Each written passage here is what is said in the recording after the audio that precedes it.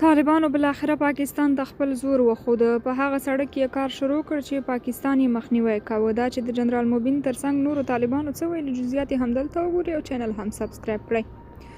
د طالبانو سخت او قاطع دریځ نتیجه ورکړه. د پکتیا ډنډ پټان کې ډیورنډ کرښې ته څیرمه چې طالبانو غوښتل سړک جوړ کړي، نو د پاکستاني ځواکونو لخوا یې د منع کولو هڅه وشوه چې همدې سره 3 ورځې جګړه هم وشوه. تر هغې وروسته پاکستاني لوري د مذاکراتو وړاندیز وکړ او له طالبانو یې وغوښتل چې په یاده سیمه کې سړک جوړ نه کړي، خو طالبانو د مذاکراتو په جریان کې د پاکستان غوښتنه ونه منله او ویل چې د فرضي کرښې دې غاړې ته خاوره د افغانستان حکومت اړوند او سړک جوړول یې قانوني حق دی.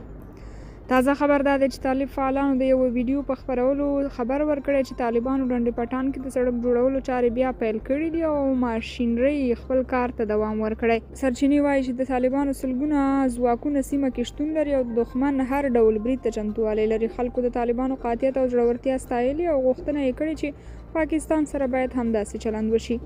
جنرال موبین لیکلي پاکستان طالب سره ځان وهل درته ګټه نه کوي، درته مو ویلي و چې هر څنګه وي سړک تیروو او دا دی په زوره مو ورباندې کار شروع کړ، که غیرت لري نو اوس را میدان ته شه. حقیقت نیوز لیکلي هغه د وطن شهید منصور ارمان پوره شو، د صف ملګرو یې اخر هم په شین زور د سړک تیرول پیل کړل.